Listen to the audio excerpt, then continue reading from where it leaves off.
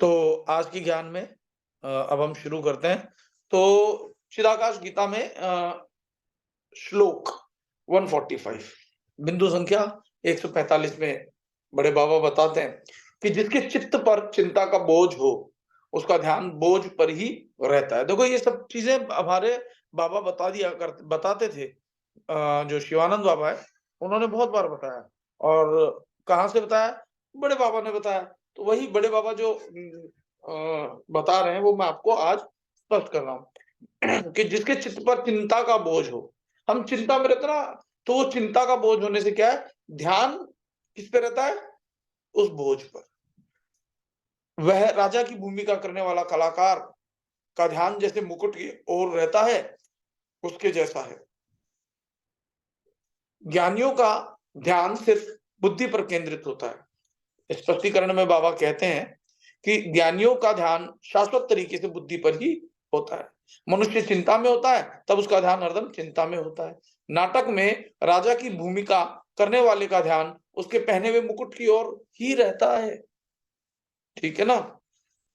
और वे परम ब्रह्म के विचारों में मग्न रहते हैं, और उसके विचारों में मग्न रहते हैं, और उसके साथ ही एकत्व का अनुभव करते हैं।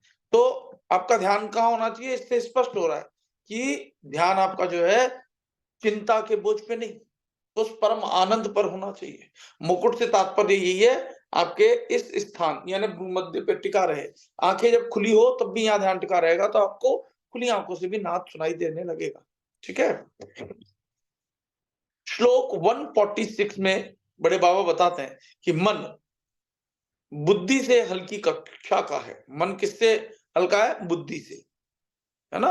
बुद्धि, मन से परे बुद्धि है, बुद्धि से परे आत्मा है। तो मन जो है बुद्धि से हल्का है। बुद्धि का स्थान राजा जैसा है, मन का स्थान प्रधानमंत्री जैसा। देखो यहाँ पर राजा थोड़ा सा और ऊपर स्थिति बताई है। ठीक है ना? प्रधानमंत्री को राजा के पास उन्हें मिलने बार बार जाना पड़ता है, वैसे मन शरीर का राजा है। ठीक है ना? मन शरीर का राजा है। मन का राजा कौन हुआ? बुद्धि। और बुद्धि का राजा कौन हुआ? आत्मा। तो स्पष्टीकरण में बाबा कहते हैं कि मन का स्थान बुद्धि से हल्की कक्षा का है।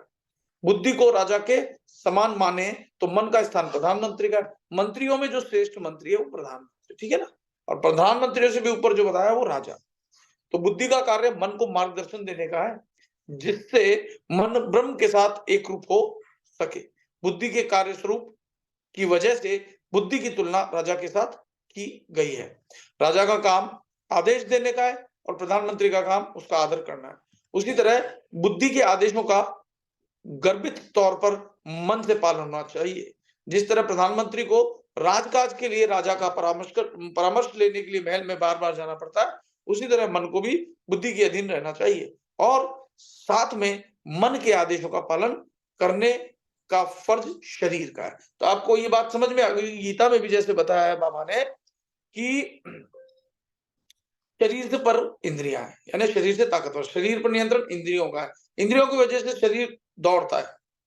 बाजार जाना है, ये मन ने एक वो किया, बाजार में गए, आंखों ने कहा ये लाल सेब बड़े अच्छे हैं, ले लेते हैं। तो आंखें ताकतवर है, शरीर को जो है चुनने के लिए आगे ले जा रही है, धकेल रही है। ठीक है ना? और इंद्रियों से पर है मन। मन विचार करता है, और मन जो विचार कर रहा है वो ठीक है गलत है, इसका ध्यान रखने के लिए अंकुश कौन रखेगा? बुद्धि। और बुद्धि से परे क्या है? बुद्धि से परे आत्मा, जो शक्ति दे रही है बुद्धि को भी। ठीक है ना? और आत्मा से परे, वास्तव में आत्मा ही परमात्मा है, लेकिन अगर हम फिल्टर लगाते जाएं, कैटेगरीज और सूक्ष्म अगर देखें, तो फिर परमात्मा। ठीक है ना? उसके आगे बड़े बाबा कहते हैं 147 में कि मध्याह्न के सूर्य के समक्ष गैस का दिया धुंधला लगता है। मध्याह्न का मतलब होता है दिन का समय, 12-1 बजे का समय, है ना? जो बहुत तेज सूर्य निकल रहा होता है, तो उस समय गैस का दिया धुंधला दिखता है। आप रोशनी, एक तो अंधेरे में दीपक जलाओ तो उसका रोशनी आपको ज्यादा दिखेगी, लेकिन दोपहर में जलाओ तो दिया दिखेगा ही नहीं। बहुत, अब देख लेना, मैंने तो देखा है कई बार माचिस जलाते तो कई बार ऐसा लगता नहीं, बस तिल्ली तो दिखती है, माचिस में जलती हुई आग नहीं दिखती, उसकी उसका प्रकाश कम होता है। जिसका जितना प्रकाश अधिक होगा, तो कम प्रकाश वाला उसके आगे दिखाई नहीं पड़ेगा। इसको उल्टे तरह से समझते हैं। कैसे? मान लो आप नहा रहे हो बाथरूम में, गाना गाते हुए, ठंडे ठंडे पानी से और अचानक से लाइट चली गई, अंधेरा हो गया बाथरूम में एकदम। अब कुछ नहीं दिखाई दे रहा। आप आंखों पर जोर से हाथ डालना और फिर आंखें खोलोगे तो आंखों पर और अंधेरा कर लिया ना आपने, ज्यादा, पहले से भी ज्यादा। अब आंख खोलोगे तो आपको कम अंधेरे में रोशनी दिखाई देगी, मतलब दिखने लगेगा थोड़ा सा। यानी जैसे मान लो कोई आदमी बहुत ही परेशानी में है, यूं मान लो उसके फांसी की सजा और फांसी होने वाली है ना? तो उससे कम सजा अगर किसी को दे दिया, चलो फांसी माफ की, उम्र कैद दे देते हैं, तो उसको शांति मिलेगी। हाँ, जो डर है थोड़ा कम, वो अब कम सजा में खुश है। और अगर कोई कह दे कि चलो 2 साल की हो गई तो और कम। कहने का तात्पर्य ये है कि जिस प्रकार से बड़े प्रकाश में छोटा प्रकाश नहीं दिखाई देता, उसी प्रकार से ज्यादा मतलब आपके जीवन में अगर ऐसे समझो, मैं आपको दूसरे तरह से समझाता हूं। मान लो कि आप के पास कार नहीं है, ठीक है ना? अगर आपके पास कार नहीं है, तो आप अपने से नीचे वाले, यानी अपने से नीचे वाले जिसके पास साइकिल है उसको देख लेना, उसके पास कार नहीं है उसको देख लेना, तो आपको खुशी होगी कि हाँ, मेरे पास बाइक तो है। जब ज्यादा दुखी हो तब अपने से नीचे वाले को देखना, और जब बहुत ज्यादा खुशी या अहंकार आने लगे तो अपने से ऊपर देख लेना, तो ठंडे पड़ जाओगे। ठीक है ना? जैसे मान लो कि मेरे पास नौकरी है और मेरे में अहंकार हो जाए, तो मैं जब देखूंगा अरे मेरे ऊपर मेरा अधिकारी है जो मुझे डांट फटकार लगा सकता है, तो मेरा अपने आप शांत हो जाएगा मामला, है ना? और जब मैं बहुत ज्यादा दुखी हूं, मान लो मेरी इच्छा है जूते पहनने की, 10,000 के जूते मुझे बहुत पसंद है, लेकिन मैंने देखा किसी के पैर ही नहीं है, तो मेरे वो जूते, चाहे मेरे पास 5,000 के जूते हैं, उससे मैं बहुत संतुष्ट हो जाऊं। एक फॉर्मूला है, समझ में आ रही है ना आप सब लोगों को? आ रही है तो ऐसे इशारा कर सकते हो, हाँ जी, ना जी। Okay, very good. तो यहाँ पे यही कह रहे हैं, मध्याह्न के सूर्य के समक्ष गैस का दिया धुंधला लगता है, गैस के दिए की रोशनी अंधकार में ही उपयोग में आती है। भूखा आदमी जात पात के भेद नहीं देखता, उसी तरह गहरी नींद में सोया हुआ व्यक्ति को भूख नहीं लगती, मन उपस्थित नहीं होता है, क्योंकि जैसे मैंने बताया कि जैसे रात को आप गहरी नींद में सो रहे हो तो भूख थोड़ी ना लगती है, जब आप गहरी नींद में सो रहे हो तो सांप ऊपर से चला जाए तो डर थोड़ी ना लगता है, क्योंकि मन अनुपस्थित है। मन की उपस्थिति ही, मन यानी अहंकार, अगर मन गलत दिशाओं में जा रहा है, गलत दिशा से मतलब संसार माया की ओर है, तो कष्ट है। वही मन आपको आत्मा की ओर चलने लगे तो कष्ट कम होता चला जाएगा और एक दिन मन गायब, फिर वो परम प्रकाश ही रह जाएगा। तो कहते हैं आगे, मन उपस्थित नहीं होता, है ना? जब मन उपस्थित नहीं होता, ना भूख लगती है, ना प्यास लगती है, ना डर लगता है, ना चिंता होती है, ना बीमारी होती है, ना कष्ट होता है। तो इन सब के सृजन का कारण मन है। फिर कहते हैं मनुष्य को इस तरह योग निद्रा लेनी चाहिए, और ऐसे लोग ज्ञानी होते हैं। योग निद्रा का क्या मतलब है, समझ गए ना आप? सूक्ष्म निद्रा, सूक्ष्म निद्रा का क्या मतलब है कि आपकी जो चेतना है वो ऊपर टॉप फ्लोर पे रहे। टॉप फ्लोर से मतलब है संसार से हटके आत्मा पे रहे। अब स्पष्टीकरण में कह रहे हैं कि गैस की दिए की रोशनी मध्याह्न के सूर्य के तेज के सामने धुंधली है, उसी तरह ईश्वर के परम सुख के समक्ष सांसारिक जीवन के आनंद का कोई मूल्य नहीं। हम अज्ञानी होते हैं तब सांसारिक जीवन के आनंद का आकर्षण हमें होता है। जो व्यक्ति दैवी ज्ञान की खोज में निकला है, वे जात पात नहीं देखते। परम सत्य को प्राप्त करने के लिए हिम्मत से दुनिया क्या कहेगी उसकी चिंता किए बिना प्रयास करते रहना चाहिए। बहुत से लोग सिर्फ इसलिए साधना में नहीं जुड़ते, अरे वो क्या कहेंगे, फलाना क्या कहेगा, है ना? इन चीजों को छोड़ो। गहरी नींद में सोए हुए मनुष्य को भूख की अनुभूति नहीं होती, क्योंकि उसका मन सुषुप्त होता है। योग निद्रा से मनुष्य को ईश्वर का साक्षात्कार करके उसमें एकाकार होकर जीना चाहिए। इसे योग निद्रा कहते हैं। योग निद्रा क्या है? यह समझ जाने वाले ज्ञानी होते हैं। फिर आगे कह रहे हैं 148 में कि अलग अलग 10 लोगों को देखोगे तो मालूम होगा कि उनकी भक्ति का स्वरूप एक समान नहीं है। आप 10 अलग अलग लोगों को देखोगे तो सबकी भक्ति अलग अलग तरह की है। कोई राम जी की मूर्ति लगा के तो अगरबत्ती से पूजा कर रहा है, तो कोई दीपक से कर रहा है, कोई पुष्प वगैरह से और सजावट करके कर रहा है। ठीक है ना? तो आप 10 लोगों को देखोगे तो 10 की भक्ति आपको अलग अलग दिखाई देगी। 10 लोग यात्रा संघ बनाकर निकलेंगे, और उनमें से एक व्यक्ति अगर आराम करना चाहे तो अन्य लोगों को भी आराम करना पड़ेगा। उसी तरह एक ज्ञान भक्ति वाली व्यक्ति को देखकर अन्य लोग उसका अनुसरण करके भक्त बनते हैं। तो देखिए, आप लोग जो अब भक्ति कर रहे हैं ना, एक साथ हम जब मिलके कर रहे हैं, तो जब आपके जीवन में परिवर्तन आएगा, तो मैं सत्य कह रहा हूँ कि लोग बाग आपको देख करके आपकी तरह भक्ति का अनुसरण करने की कोशिश करेंगे और जुड़ने की भी कोशिश करेंगे। कि हाँ, आप तो कोई सही भक्ति कर रहे हो, आपके जीवन में तो सुख बढ़ता ही जा रहा है। आप तो चिंतित और दुखी दिखाई ही नहीं देते। आप तो कभी कोई बड़ी परेशानी आ जाए तो भी कहते हो अरे सब ठीक हो जाएगा, चिंता मत करो। आपके चेहरे पे तो कोई परेशानी दिखाई ही नहीं देती। स्पष्टीकरण में बाबा कहते हैं कि भक्ति सभी लोगों में एक स्वरूप की नहीं होती। मनुष्य में फ़र्क होता है। भक्ति 3 तरह की होती है, एक सात्विक, एक राजसी और एक तामसी। ठीक है ना?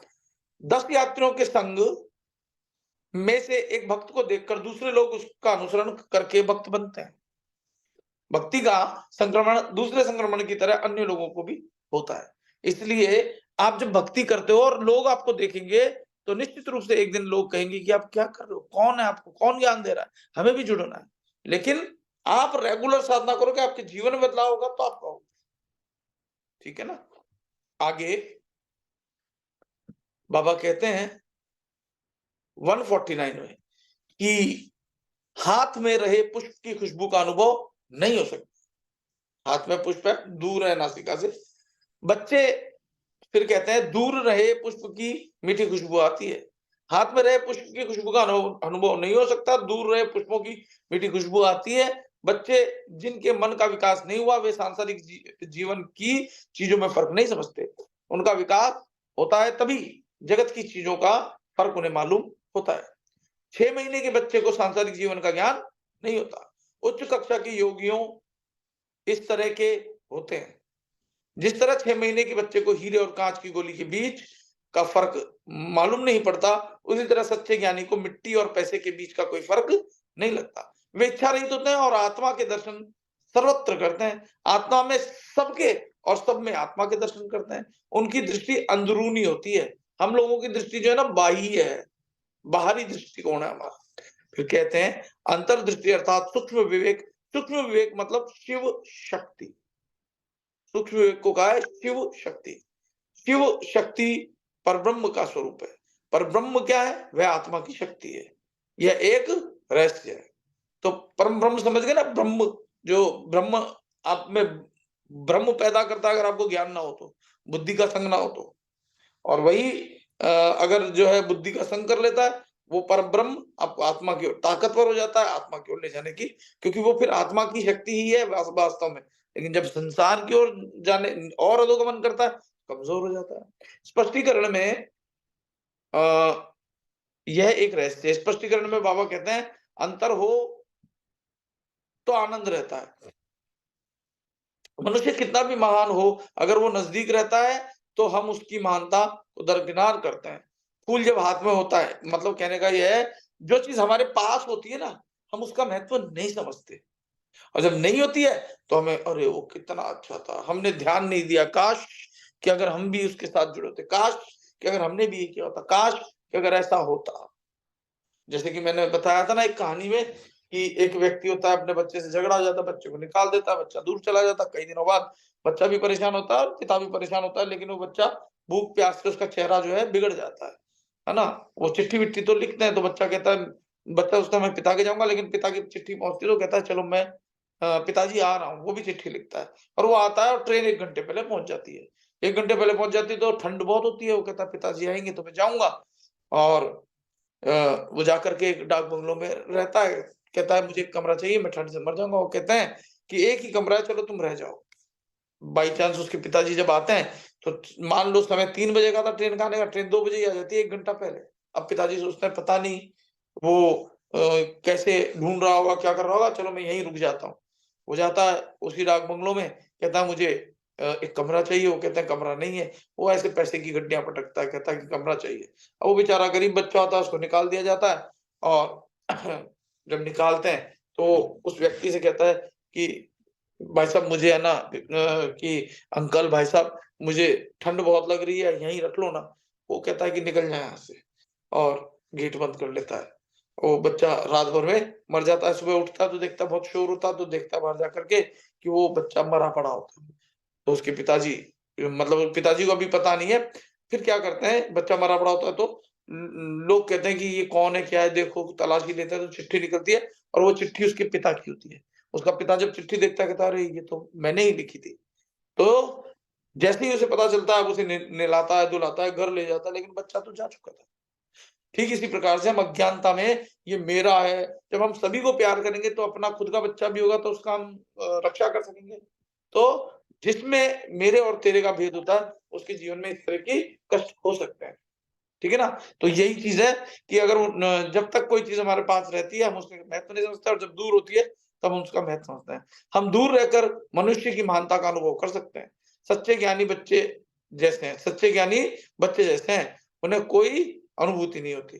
छोटे बच्चे को हीरे का सभी को मुँह में ले लेगा, है ना?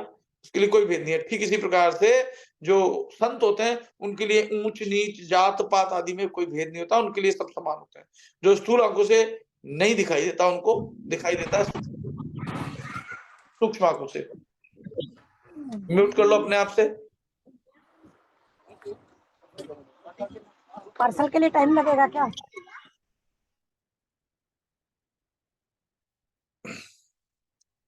अपने आप से म्यूट कर लिया करो, मुझे म्यूट करना पड़ता है, सारा रिदम टूट जाता है, रिकॉर्डिंग भी होती है ना? फिर आगे कहते हैं कि जो